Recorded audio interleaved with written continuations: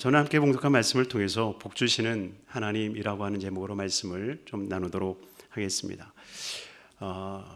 여러분들이 제 나이를 가늠하실 수도 있겠지만 제가 이래봬도 서대문 출신입니다. 여의도 출신이 아니라 여의도 이전 서대문 출신입니다. 물론 기억은 잘 안 납니다. 제가 3살 때까지 서대문에 다니다가 4살 때 여의도로 이전해 왔죠. 조영희 목사님이 새 성전을 짓고 민족재단이다라고 선포하시면서 여의도로 오실 때 제가 서대문에서 어머니 등에 업혀서 다니다가 그리고 이제 여의도로 건너와서 허허벌판에 있는 그 교회에 다녔던 기억이 있습니다. 그래서 저는 정말 순복음을 사랑합니다. 정말 순복음을 사랑하고 순복음을 떠나본 적이 없는, 그래서 주일을 순복음에서 드려보지 않은 때가 없는 정말 오리지널 순복음이거든요. 근데 제가 이렇게 말도 느리고 설교도 조곤조곤 하니까 순복음이 아니다라고 하는 오해를 받을 때가 많은데, 여러분 저는 뼛속까지 순복음입니다. 그래서 순복음을 굉장히 사랑하는데 어느 순간에부터인가 순복음에 대한 비난의 소리가 들리더라고요. 왜냐하면 제가 어렸을 때부터 지금까지 순복음을 떠나본 적이 없기 때문에 실상 다른 곳에서의 이야기를 들어본 적이 거의 없었어요. 그런데 좀 이제 교회들을 알고 교회들의 소리를 듣기 시작하다 보니까 순복음을 약간씩 비난하는, 순복음을 디스하는 이야기들을 들을 때마다 저는 이렇게 울컥울컥 올라오거든요. 왜냐하면 우리 조영희 목사님이 영적인 아버지처럼 느껴지는, 사실 저희 아버지하고 동갑이시거든요. 조영희 목사님이 아버지가 동갑이셨는데 그래서 정말 영적으로 아버지라고 생각했던 분이시고, 그리고 순복음에서 제가 자랐고 우리 형제자매들이, 우리 3남매가 순복음에서 하나님의 은혜를 입고 성장했기 때문에 순복음에 대한 비난의 이야기를 들을 때마다 제가 울컥울컥 하더라고요. 어떻게 반박해야 되는지 그런 생각들을 많이 가져본 때가 있었습니다. 그런데 얼마 전에 한 갤럽 조사에서 그 한국 교회의 문제가 무엇이냐라고 하는 그 조사가 나왔더라고요. 그래서 한국 교회의 진짜 문제가 뭐라고 생각하느냐라고 하는 그 10가지에 대한 한국 교회에 대한 문제를 쭉 나열을 하는데, 그 중에 첫 번째가 무엇이었느냐? 한국 교회의 기복신앙이 문제다라고 하는 것이 지적이 되는 거예요. 그리고 기복신앙이 문제다라고 하는 것을 지적을 하면서 몇 퍼센트의 사람들이 이야기를 했느냐? 52%의 사람들이 이야기를 한 거예요. 별로 놀라지도 않는 여러분들이요, 기복신앙이 문제다라고 하는 그 이야기를 제가 접했을 때, 사실 우리 순복음은 하나님의 복을 추구하지 않습니까? 하나님이 우리에게 복 주시기를 바라지 않습니까? 아멘. 아멘. 우리는 하나님의 복을 받기를 원하고 있고 소망하고, 그리고 하나님의 복을 구하는 우리 신앙인이라고 저는 믿습니다. 그런데 그것이 문제다라고 이야기를 되었을 때에 얼핏 보면 이해는 됐지만 그러나 그것을 수용할 수 없었어요. 왜냐? 기복이라고 하는 그 단어 자체가 빌기자에 복복자를 써서 복을 빈다라고 하는 거거든요. 근데 복을 빈다라고 하는 것이 정말 잘못된 신앙일까? 정말 복을 비는 것이 잘못된 신앙인가? 여러분이 성경을 통하여서 보면 정말 복을 비는 것이 죄인가 아닌가라고 하는 것을 우리가 분명 알 수 있는 것은 복을 빌라고 하는 것이 하나님의 명령이다라고 하는 거예요. 오늘 함께 읽었던 본문의 말씀도 마찬가지 아닙니까? 22절에 뭐라고 말씀하고 있어요? 아론과 그의 아들들에게 말하여 이르기를 너희는 이스라엘 자손을 위하여 이렇게 축복하여 이르되. 빌축자입니다. 이 빌축자를 써서 복을 빌으라는 거예요. 이 축복이라는 말을 달리 쓰면 기복하라는 거예요. 여러분, 왜 주님께서 이렇게 복을 빌라고 얘기합니까? 27절에 말씀하고 있죠. 그들은 이같이 내 이름으로 이스라엘 자손에게 축복할지니 내가 그들에게 무엇을 주리라? 무엇을 주리라? 복을 주리라. 복을 주리라. 사랑하는 성도님들이요, 정말 하나님께서 우리에게 복 주기를 원하고 계시고요, 그리고 그 복을 주시기 위하여서 우리의 기도를 통하여서 복을 비는 기도를 통해서 하나님께서 우리에게 복을 주신다라고 하는 거예요. 그러니 우리가 정말 성경대로 우리가 믿는다면 첫째로 하나님은 우리에게 복 주신다라고 하는 것을 믿어야 돼요. 아멘.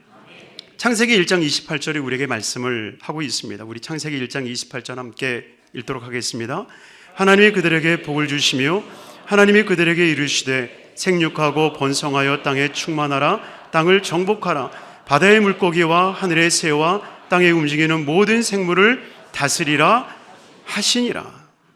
여러분, 하나님께서 하나님의 형상대로 입은 그들에게 복 주시는 장면을 우리는 만날 수 있습니다. 그런데 여러분이요, 그 복을 주신 그 시점이 인간이 죄를 짓고 난 후입니까? 전입니까? 전에 복을 주시거든요. 여러분이요, 죄인이기 때문에 하나님의 복이 필요한 게 아니라 하나님의 창조물이기 때문에 하나님의 복이 필요한 거예요. 하나님의 형상대로 지은 그 피조물들은 하나님이 주시는 복이 없이는 살 수 없는 존재로 하나님이 만드신 거예요. 그렇기 때문에 하나님께서는 죄가 없는 그 아담에게, 하와에게 하나님의 복을 허락하여 주시고 그 복으로 살아갈 것을 주님은 명하고 계신다는 거예요. 그러니 인간이 죄를 지어서 필요한 것이 복이 아니라 인간이기 때문에 하나님의 형상을 닮아 창조되었기 때문에 우리는 복이 필요한 거예요. 하나님의 복이 필요한 거예요. 여러분, 전도할 때 한 분이 그러시더라고요. 나는 기독교를 안 믿는 이유가 있습니다. 기독교에 아주 이상한 사상 하나가 있는데 나는 그것 때문에 예수 안 믿습니다 라고 얘기를 하더라고요. 그래서 그것이 무엇입니까? 라고 물어봤더니 그분이 하는 얘기가 기독교의 원죄라고 하는 것 때문에 나는 예수 믿기 싫다는 거예요. 여러분, 원죄가 무엇입니까? 원죄는 내가 지은 죄 때문에 죽는 것이 아니라 아담이 지은 죄 때문에 내가 죽는다는 거예요. 아담이 지은 죄 때문에 우리가 지옥 간다는 거예요. 아담의 죄로 인하여서 우리는 멸망받을 수밖에 없는 존재가 됐다는 거예요. 이게 원죄거든요. 그러니 얼마나 억울합니까? 그러면서 묻는 거예요. 아이가 지금 태어났는데 죽으면 천국 갑니까? 지옥 갑니까? 여러분이요, 아이가 태어나자마자 죽으면 천국 가요? 지옥 가요? 대답하지 마세요. 이게 말하기가 참 어려운 문제입니다. 청년들과 이야기를 하다 보면 가끔 짓궂는 질문을 하는 친구들이 있어요. 이순신 장군은 천국 갔을까요? 지옥 갔을까요? 묻는 거예요. 내가 아니야, 네가 아니야. 천국 가서 우리 확인해 보자. 제가 이럴 때가 많습니다. 몰라서 그러는 게 아니에요. 우리의 마음이 불편해서 그래요. 왜? 성경을 통해서 우리가 구원을 얻는 유일한 길은 예수 믿는 것밖에 없습니다.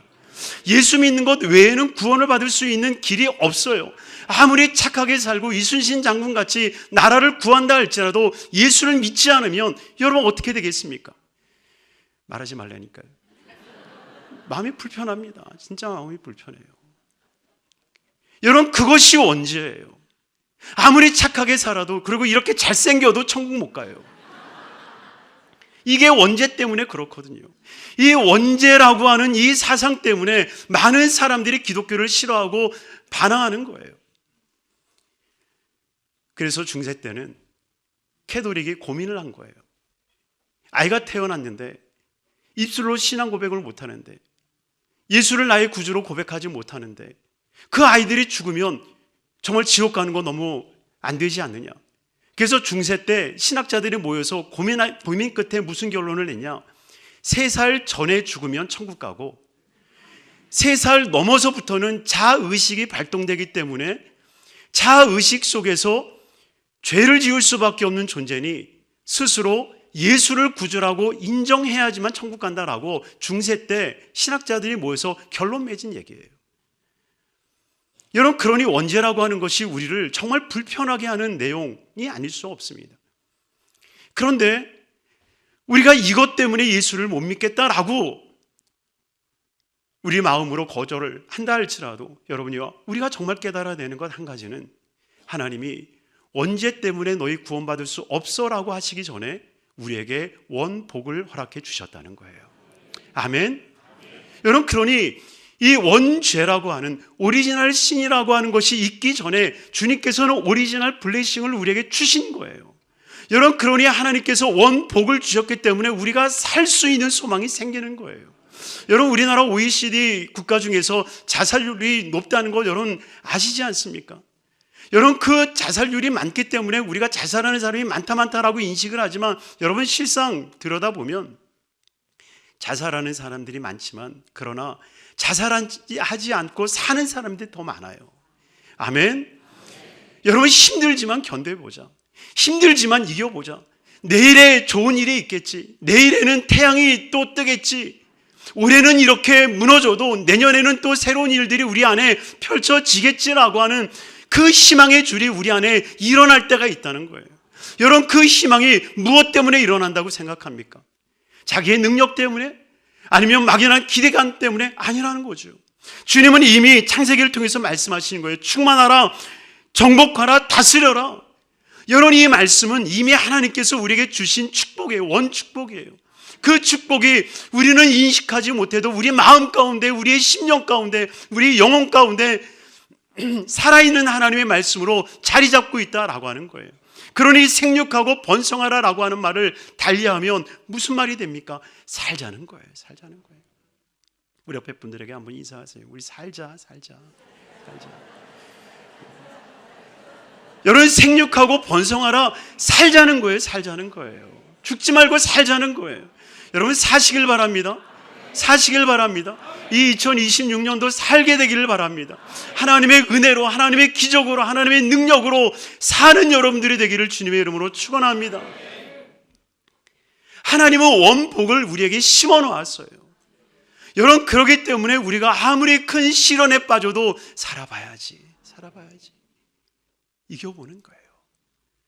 근데 마귀들은 어떻게 합니까? 우리 안에 뿌려진 그 원복을 캐내 가버리는 거죠. 마치 새들이 와서 그 길가에 있는 그 말씀을, 그 씨앗을 먹어버리듯이 우리 안에 심겨진 하나님의 그 원복을 잊어버리게 하고 마귀가 주는 죽자에 따라서 정말 이 세상을 죽어버리는 사람들이 있다는 거예요. 여러분이요, 하나님 우리에게 원복을 주셨어요. 이 원복을 가지고 우리는 살아야 됩니다. 그러니 창세기 1장을 통해서 우리에게 주셨던 이 원복, 아무리 원죄가 우리를 둘러싸고 우리를 묶고 우리를 해방한다 할지라도 너는 안 돼, 너가 무슨 자격이 있어, 너는 또 실패할 거야, 너는 좌절할 거야 라고 이야기한다 할지라도 이것보다 앞선 하나님의 복이 있기 때문에 생육하자, 번성하자, 다스리자. 할렐루야. 여러분, 이 은혜가 우리 모두에게 있기를 주님으로 축원합니다. 그래서 주님은 우리에게 복을 이미 주셨어요. 주실 것이 아니라 이미 주셨어요. 그 복이 우리 안에 감춰져 있다니까요. 생육하고 번성해라, 정복해라, 다스려라. 하나님이 이미 우리에게 주신 축복의 은혜입니다. 그러니 이 축복을 가지고 이 한 해를 살아갈 수 있는 복된 삶이 되기를 주님으로 축원합니다. 오직 이것을 캐내고 이것을 이룰 수 있는 방법은 오직 한 가지예요. 두 번째, 우리는 하나님의 복이 없이는 살 수 없는 존재라는 거죠. 그러니 하나님이 이 복을 주신다라고 하는 이 믿음을 우리는 분명히 가져야 돼요. 여러분, 노아 홍수가 일어난 뒤에 하나님이 그 노아에게 가장 먼저 했던 얘기가 뭔지 아세요? 여러분, 노아 홍수는 이 세상을 심판하신 거예요. 이 세상의 죄가 너무나도 관영해서, 그리고 하나님이 보시기에 너무너무 실망해서, 그리고 창조하신 것을 후회하기까지 주님이 너무 마음이 낙심된 거예요. 그리고 심판을 하십니다. 유일하게 하나님의 은혜를 입은 노아와 그의 가족들만 구원을 받지 않습니까? 그리고 나서 주님이 구원받은 그들에게 가장 먼저 하신 말이 뭘까요? 여러분, 상식적으로 생각하면 노아를 앉혀놓고, 야, 너 봤지? 죄 지으면 어떻게 되는 거 봤지? 그러니 너 죄 질 거야, 안 질 거야? 너 죄 짓지 마. 너 죄 지으면 이 사람들하고 똑같이 된다. 너 조심해. 죄 짓지 마. 여러분, 이 얘기 해야 되지 않을까요? 그런데 하나님께서는 세상을 멸망하고 난 뒤에 가장 먼저 하신 말씀이 무엇이냐? 창세기 9장 1절 말씀에 보면 하나님이 노아와 그 아들들에게 무엇을 주시고 복을 주시며 생육하고 번성하여 땅에 충만하라. 마치 창세기 1장의 원복을 그들에게 다시 주시는 것처럼 보이지 않습니까? 여러분, 그러니 노아의 홍수는 심판에 초점을 맞추면 구원이 안 보여요. 노아의 홍수가 심판으로만 보이면 하나님의 그 거룩한 구원이 보이지 않습니다. 주님은 너도 죄 지으면 죽는다 이 얘기 안 하세요. 오히려 복을 주시며 생육하고 번성하고 충만하라. 이것은 너희가 죄 가운데 살아가는 그것이 너희의 모습이 아니야. 죄 가운데 신음하고 고통받고 아파하는 것이 너희의 모습이 아니야. 진짜 너희의 모습은 생육하고 번성하고 충만한 거야. 내가 너희에게 주는 복을 가지고 살아가는 것, 이것이 바로 내가 너희에게 주는 복이야. 여러분, 이것을 주님께서 말씀하고 있는 거예요.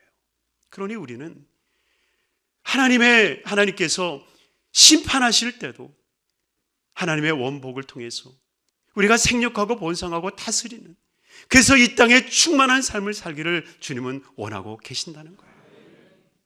그러니 하나님이 아브라함을 부르실 때에도 주님이 가장 먼저 하신 말씀이 무엇입니까? 창세기 12장 2절 말씀 함께 읽도록 하겠습니다. 내가 너로 큰 민족을 이루고 내게 복을 주어 내 이름을 창대하게 하리니 너는 복이 될지라. 여러분, 주님께서 아브라함을 부르실 때에 가장 먼저 무엇을 주십니까? 뭘 주세요? 복 주세요. 우리 강북교회는 복을 별로 안 좋아하시나? 이미 너무 많이 받아가지고 그냥 싫으세요? 네? 여러분요, 정말 아브라함은 믿음의 조상이잖아요. 여러분, 믿음의 조상은 뭘로 살아야 돼요? 믿음으로 살아야죠. 믿음으로 살아야죠. 여러분, 저는요, 이래봬도요, 우리 교회 학교 아이들이요, 저는 화장실도 안 가는 줄 알아요. 아이들이 목사님은 뭐 먹고 살아요? 우리 딸한테 묻더라는 거예요. 밥을 먹는데 했더니 애들이 놀래더라는 거예요. 목사님도 밥 먹어요? 제가 이런 존재입니다. 여러분, 하물며 아브라함은 믿음의 조상이잖아요. 그런데 믿음의 조상은 어쩌면 믿음으로 살아야죠. 그러니 믿음의 조상에게 하나님이 가장 먼저 주셔야 될 것이 있다면 뭐겠어요? 믿음 주시는 거 아니겠어요? 우리 하나님 앞에 기도할 때 하나님 믿음 주세요. 하나님 믿음 주세요. 하나님 믿음 주세요. 이 기도를 얼마나 많이 합니까? 그런데 여러분이요, 믿음의 조상으로 택한 그 아브라함조차도 하나님은 그에게 믿음을 주시고 믿음을 요구하기 전에 무엇을 주십니까? 복을 주시더라는 거예요. 그러니 이 말을 뒤집어 보면 하나님이 주신 그 복을 받지 않으면 믿음의 사람이 될 수 있다 없다? 없다는 거예요. 하나님이 주시는 복이 있기 때문에 믿음의 사람이 되는 거예요. 그러니 정말 우리는 하나님께로부터 오는 그 은혜와 복을 우리가 받아야지만 믿음의 사람도 될 수 있고요, 봉사하는 사람도 될 수 있고요, 사역자로도 될 수 있고요, 하나님의 일꾼이 될 수 있고요, 하나님의 거룩한 삶을 살아낼 수 있는 것입니다. 그러니 하나님이 주시는 복을 우리는 받아야 돼요. 그래서 세 번째로 하나님으로부터 오는 복을 누려야 한다는 거예요. 여러분, 오늘 본문 24절부터 26절에 보면 야훼는 내게 복을 주시고 야훼는 그 얼굴을 내게 비추시고 야훼는 그 얼굴을 내게로 향하여 드사 지키시고 은혜 베푸시고 평강을 주신다라고 말씀하고 있는데, 모든 그 복의 원천은 누구라고 말합니까? 야훼는 모든 것이 야훼로부터 온다라고 하는 거예요. 여러분, 그러니 우리는 복을 구하지 않는 그런 신앙인이 아니라 하나님께로부터 오는 복을 추구하는 삶이 돼야 된다는 거예요. 그럼 보세요. 마귀가 예수님에게 시험을 할 때에 먹을 것과 권세와 능력에 대한 부분을 시험하잖아요. 그런데 이 세 가지의 시험을 가만히 들여다보면 하나님이 우리 인생들에게 주시는 복이에요. 왜냐? 예수님도 오병이의 기적을 통해서 먹을 것 주시잖아요. 아멘. 마귀도 예수님에게 얘기합니다. 내가 천하 만민 너에게 줄게. 여러분, 그런데 하나님은 요셉에게 그 권세를 주시잖아요. 애굽의 총리라고 하는 그 거룩한 권세, 그 능력을 그에게 주심으로 말미암아 이 세상을 다스리게 하잖아요. 여러분, 그런데 무엇이 다릅니까? 하나님으로부터 왔느냐? 아니면 세상으로부터 왔느냐? 여러분, 그래서 우리가 횡재했다라는 말을 하잖아요. 횡재했다는 말이 뭐예요? 갑자기 무엇인가 재물이 생겨난 것을 우리가 횡재했다라고 얘기하잖아요. 그때 횡자가 뭡니까? 가로 횡자예요. 횡재했다라는 것이 가로 횡자입니다. 그러니 수직적인 하나님의 놀라우신 은혜로 우리에게 부어진 것이 아니라 수평적인 그 물질의 이동의 모습을 이야기하고 있다는 거예요. 여러분, 우리는 횡재를 원하는 게 아닙니다. 우리는 횡재를 원하는 게 아니라 하나님으로부터 오는 복을 구하는 거예요. 그래서 우리는 하나님으로부터 오는 그 복을 추구하고 간구하는 거예요. 복의 근원 강림하사 찬송하게 하소서. 한량없는 자비하심 증량할 길 없도다. 천사들의 찬송가를 내게 가르치소서. 구속하신 그 사랑을 항상 찬송합니다. 복의 근원이 누구라고요? 하나님이신 거예요. 복의 근원 강림하사. 여러분, 그러니 우리가 정말 세상의 것을 추구하기 때문에, 세상으로부터 우리가 그 복을 얻으려고 하기 때문에 문제지, 하나님께로부터 오는 복을 받으면 다른 거예요. 요셉을 보세요. 자기가 로비를 잘해서 그 국무총리를 얻은 게 아니잖아요. 술관 한 장, 떡관 한 장을 만나서 그의 인생이 피게 된 것이 결코 아니잖아요. 그는 보디발의 집에서 또 옥에 갇히면서, 그리고 그 술관 한 장을 통하여서 바로에게 그 자신이 드러나기까지, 실상은 사람의 연줄로 그의 삶이 이루어진 것 같지만, 그러나 요셉은 철저하게 아는 거예요. 아, 하나님께로부터 온 것이구나. 하나님께로부터 온 것이구나. 여러분, 이것을 아는 순간에 요셉의 삶이, 요셉의 복이 누구를 향합니까? 나를 향한 게 아니라 내 형제들을 향하여 서게 되는 거예요. 형들이여, 두려워하지 마소서. 하나님께서 나를 먼저 애굽으로 보내주셔서, 당신들보다 나를 먼저 이 땅에 보내주셔서 당신과 당신의 자손들을 구원하기 위해서 나를 보내신 겁니다. 여러분, 그러니 위로부터 내리는 복은요, 이타적인 복입니다. 나를 생각하는 게 아니라 누군가를 생각하면서 그 복의 방향성을 정하는 삶이에요. 여러분, 그러니 기독교의 삶은요, 나를 위한 삶이 아니라 누군가를 위한 삶이 되는 거죠. 이것이 하나님께서 우리에게 주신 복임을 깨닫게 되기를 주님으로 축원합니다. 그래서 하나님께서는 하나님으로부터 오는 복을 주님께서는 정말 누리기를 원하고 계시는 거예요. 여러분, 세상도 우리에게 복이라고 하는 것을 줄 수 있어요. 하나님이 모르실까요? 아니죠. 요한복음 14장 27절의 말씀에 보면, 평안을 너희에게 끼치노니 곧 나의 평안을 너희에게 주노라. 내가 너희에게 주는 것은 세상이 주는 것과 같지 아니하다. 여러분, 세상이 주는 것 어디 갔지? 세상이 주는 것과 같지 아니하다라고 하는 말은 뭐예요? 세상이 그것을 준다는 거예요, 안 준다는 거예요? 준다는 거죠. 세상도 너희에게 평안을 주고 있지. 그런데 내가 주는 평안은 세상 거하고 달라. 이 얘기하시는 거잖아요. 달리하면 하나님이 주시는 거, 여러분, 마귀도 줄 수 있어요. 유일하게 줄 수 없는 것이 구원이죠. 구원이죠. 구원을 제외한 모든 것들은 마귀가 우리에게 줄 수 있다라고 하는 것을 여러분들 기억하셔야 돼요. 그러니 예수님께서는 말하죠. 세상이 주는 것 같지 아니하다. 세상이 준다는 거죠. 뭘 줘요? 평안을 주는 거예요. 세상도 편안을 주죠. 여러분 돈 있어 보세요. 얼마나 편한지 몰라요. 정말 편합니다. 권력, 여러분 편하죠. 권력 앞에 많은 사람들이 굴복하지 않습니까? 여러분 그러나 풀은 마르고 꽃은 시들듯이 세상으로부터 온 것은 시들게 돼 있어요. 유일하게 시들지 않는 것이 있다면 하나님께로부터 오는 거예요. 그러니 세상으로부터 오는 것을 추구하는 게 아니라 하나님께로부터 오는 것을 추구하는 거죠. 어쩌면 요셉을 하나님께서 그 오래도록 힘들게 하고 어려운 그 고난을 통과하게 하신 그 이유는 한 가지일 거예요. 하나님이 이 모든 일들의 주관자구나.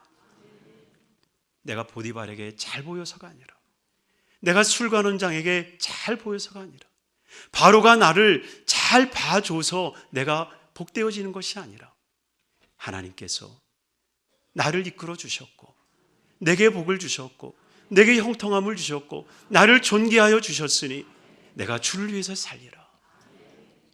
여러분 이것을 하나님께서는 길러내시는 거예요.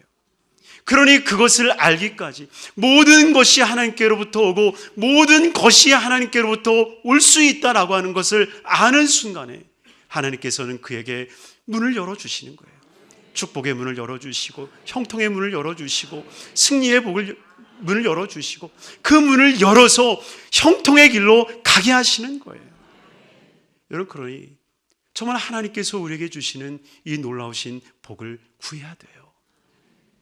우리가 열심히 노력해서 기복신앙은 정말 신앙인으로서 수치스러우니 내가 하나님 앞에 복을 구하지 않고 내가 열심히 살아서 내 이마에 땀을 흘려서 내가 취하고 얻어야지. 여러분 이것은 하나님께로부터 오는 것이 아닌 거예요. 정말 하나님께로부터 오는 것은 그렇다고 일하지 말라는 건 아닙니다. 청년들이 열심히 해야 열심히 살아야 돼요. 그러나 그 열심조차도 하나님이 지키지 아니하시면 지키는 자의 수고가 헛되인 것처럼 하나님이 우리를 지키시고 하나님이 우리를 붙잡아 주시고 하나님이 우리를 이끌어 주신다라고 하는 이 거룩한 믿음을 가지고 하나님께로부터 오는 복을 구해야 돼요. 여러분 그러니 정말 하나님께서 우리에게 주실 그 복이 창세로부터 예비되어져 있고 그 복을 우리가 받아야지만 살 수 있다는 것을 알고 구하세요. 하나님 복 주세요. 하나님 복 주세요. 정말 하나님께로부터 오는 복을 내가 받고 내가 나를 위한 삶이 아니라 하나님께서 내 가족, 내 일가 친척, 내 이웃, 이 강북교회와 한국교회와 전 열방을 향하여서 하나님 쓰임받게 하여 주옵소서. 우리 기도하는 우리 성도님들이 되기를 주님으로 축원합니다. 이를 위해서 하나님께서는 우리에게 기도자를 세워주시고 축복하게 하는 거예요. 주님이 오늘 본문을 통해서 말씀하시죠. 모세가 아론을 통하여서 말씀하시는 거예요. 제사장을 통하여서 그 제사장들을 통하여서 말씀하시는 거예요.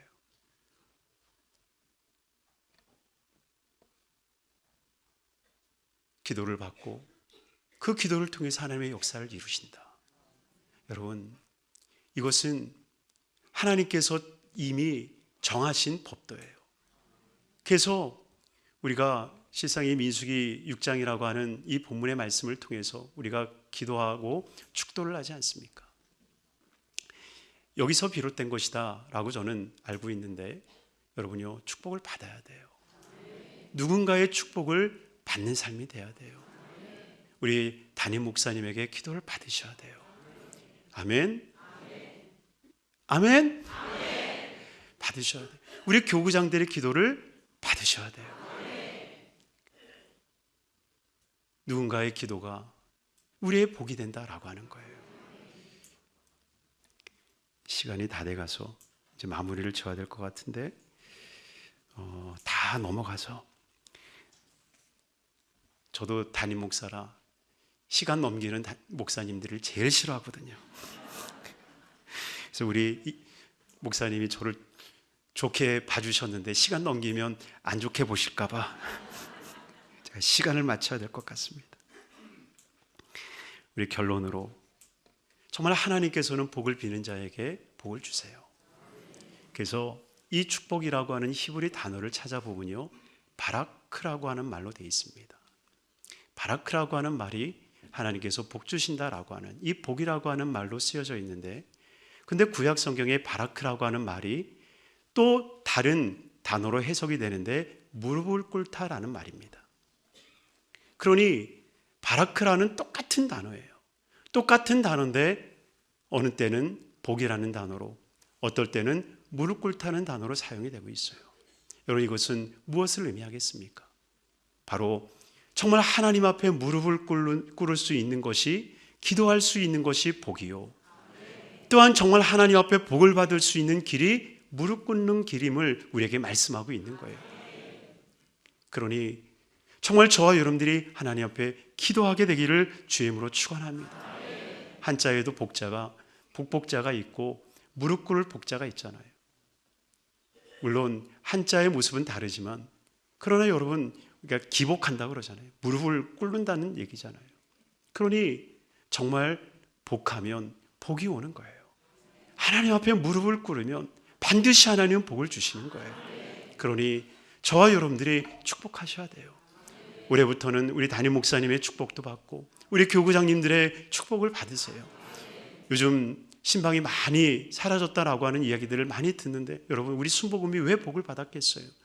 어쨌든 간에 우리 담임 목사님 초빙하고 우리 교구장님들 초빙해서 신년이면 우리 가정 위해서 기도해 주세요. 축복해 주세요. 축복 기도 받고, 정말 그 기도가 식어질까 봐 저녁 되면 가족들을 다 모아두고 우리 교구장님이 오늘 이 말씀 주셨어, 오늘 담임 목사님이 이 말씀 주셨어, 이 말씀 우리의 복이 돼야 돼. 여러분, 이것을 붙들고 기도한 때가 얼마나 많이 있었습니까? 여러분, 그것이 우리에게 이 순복음의 복이 되지 않았습니까? 그러니 정말 아론을 통하여서 너희가 기도하면, 축복하면 내가 복 주겠다. 여러분, 이것이 27절의 결론이잖아요. 내가 너희가 축복하면 내가 반드시 복 줄 거야. 그러니 26년 이 한 해는 여러분들이 서로 축복하세요. 담임 목사의 축복도 받고 교구장들의 축복도 받고, 또 우리 권사님들, 우리 안수집사님, 우리 장로님들을 또 축복도 받고, 우리 지구역자님들 또 모셔서 같이 기도하면서 하나님의 축복을 받고 축복하는 삶이 되세요. 반드시 하나님께서 복을 주시고 그 복으로 충만케 하여 주실 줄로 믿습니다. 이 은혜가 우리 강북교회에 넘쳐나게 되시기를 주님의 이름으로 축원합니다. 축원합니다. 기도하겠습니다. 사랑하나 충만하신 아버지 하나님, 감사합니다. 하나님, 복되게 하여 주셔서 주 앞에 나와 예배할 수 있도록 은혜 베푸심을 감사합니다. 하나님, 이 세상에 우리 교회, 이 현대교회에 인본주의가 들어와서 복을 비는 것이 저급한 신앙인 것처럼 아버지 하나님이여 마귀가 속이고 있음을 깨닫게 하여 주시고, 우리가 정말 하나님 앞에 구하여서 이 원 블레싱을 우리가 누리게 하여 주셔서 하나님의 축복과 은혜를 가지고 이 세상을 넉넉히 승리하며 살아가게 하여 주시옵소서. 지금은 우리 주 예수 그리스도의 무한하신 은혜와 아버지 하나님의 극진하신 사랑과 보혜사 성령님의 내주교통 충만케 하시는 은혜가 거룩한 성일 주 앞에 나와 예배하는 우리 모든 성도님들, 가정, 생활, 자녀, 범사 위에 지금부터 영원토록 함께 계실지어다. 아멘.